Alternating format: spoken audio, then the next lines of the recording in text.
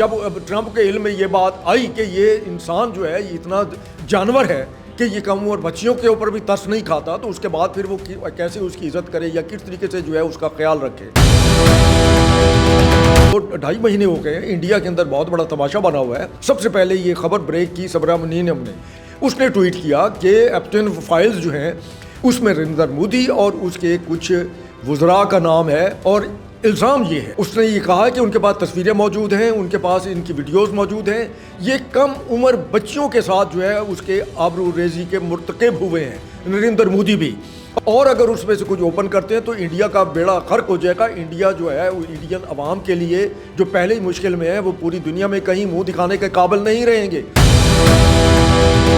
السلام علیکم ناظرین، میں ہوں محمد اکمل اور آپ دیکھ رہے ہیں ساؤتھ پنجاب ڈیجیٹل۔ مودی کی رسوائی کا ایک نیا باب شروع ہوا جاتا ہے۔ یہ باب کہاں سے شروع ہوتا ہے، آخر نئی کہانی کیا نکل آئی ہے؟ مودی کا ایک اور جو سکینڈل ہے وہ منظر عام پر آ گیا۔ یہ سکینڈل کیا ہے، اسی پر بات کرنے کے لیے ہمارے ساتھ موجود ہے سینئر تجزیہ کار ہیں، سینئر صحافی خالد بیگ صاحب۔ السلام علیکم۔ وعلیکم السلام۔ مودی کی بدنامی کا، رسوائی کا نیا باب شروع ہو گیا ہے، یہ کہانی بنی کیا ہے؟ دیکھیں، بات یہ ہے کہ نریندر مودی ہو یا RSS ہو یا ہندوتوا ہو یا ہندو انتہا پسند ہو، بہرحال انہوں نے جس طریقے سے جو ہے پہلے پورے انڈیا کو اپنے چنگل میں پھنسایا، ایک 100 سال کا سفر ہے RSS کا، اور اس کے بعد پھر وہاں سے نکل کر انہوں نے جو ہے باقاعدہ جو ہے وہ امریکہ میں اور یورپ کے دیگر ملکوں میں بھی اپنی جڑیں پھیلانا شروع کر دیں۔ RSS نے اپنی جو ایک مذہبی منافرت اور مسلمانوں کے خلاف نفرت خاص طور پر، اور جس طریقے سے وہ وہاں انہوں نے ایک اسلاموفوبیا کا زہر جو ہے وہ کیا،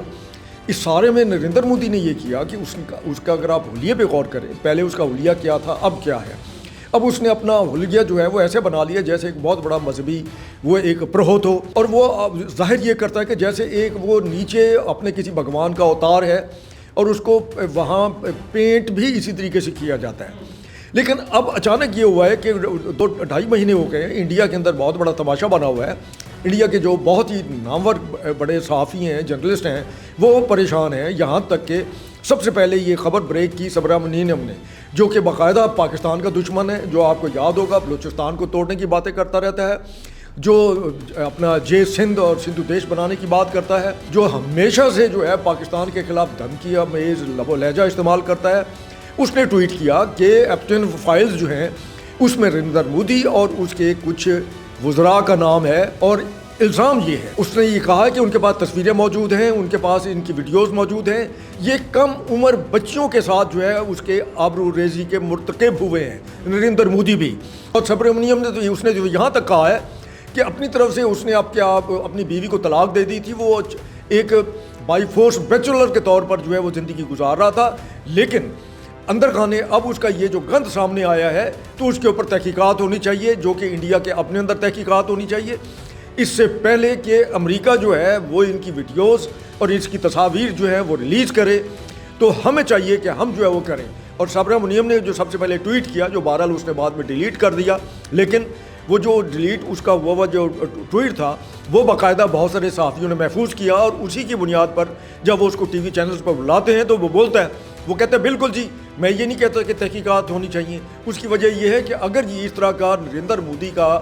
گند جو ہے اگر یہ کھل کر سامنے آتا ہے تو اس کا سب سے زیادہ نقصان جو ہے وہ RSS کو پہنچے گا۔ انڈیا کی جو فورن پالیسی ہے وہ تو پہلے ہی کولیپس کر چکی ہے، جب مئی نے پاکستان نے انڈیا کو منہ توڑ جواب دیا، تو اب جب یہ رپورٹ سامنے آ جاتی ہے، جو امریکہ ہے وہ انڈیا کے خلاف، مودی کے خلاف، جو چھوٹی بچی ہے ان کے ساتھ، کم عمر بچی ہے، کم عمر لڑکی ہے، ان کی آبرو ریزی پر کریک ڈاؤن کرنے جا رہا ہے، تو باقی ممالک کا کیا رد عمل آئے؟ دیکھیے دنیا میں کہیں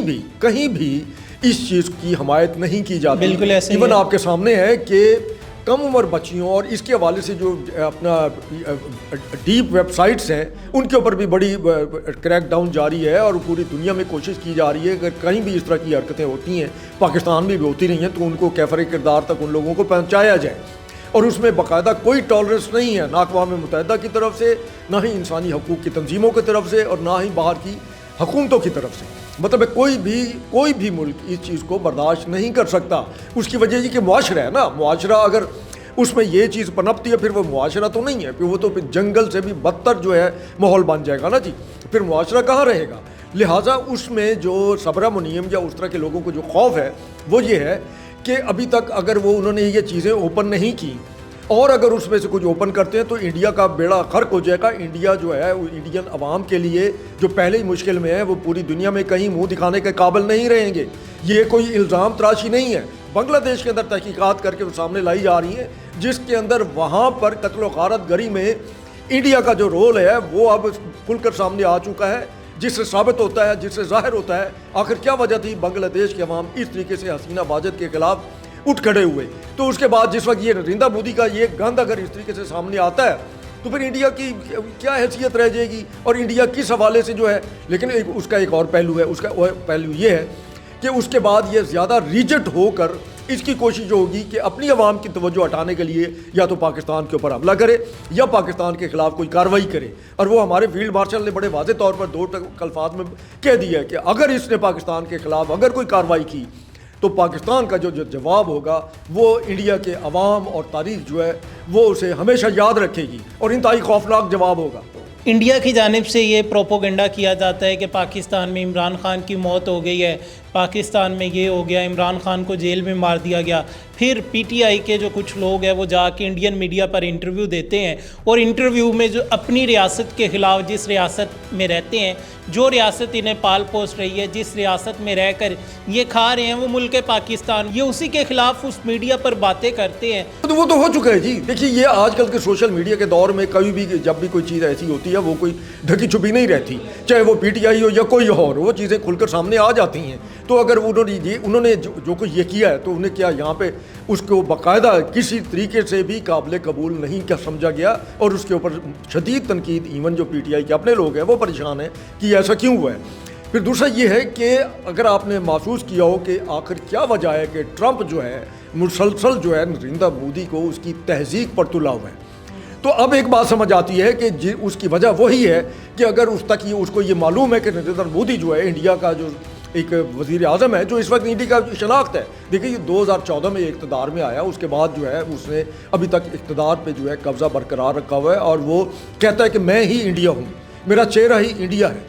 تو جس وقت ٹرمپ یا اس کے وہاں کے جو لوگ ہیں جب ان کو یہ پتہ چلے گا یا ان کے علم میں ہے جو چیزیں سامنے آ رہی ہیں اس کے مطابق جو ہے یہ بندہ جو ہے یہ کم عمر بچوں کے ساتھ اور ہوس پرستی اور اس کا شکار ہے,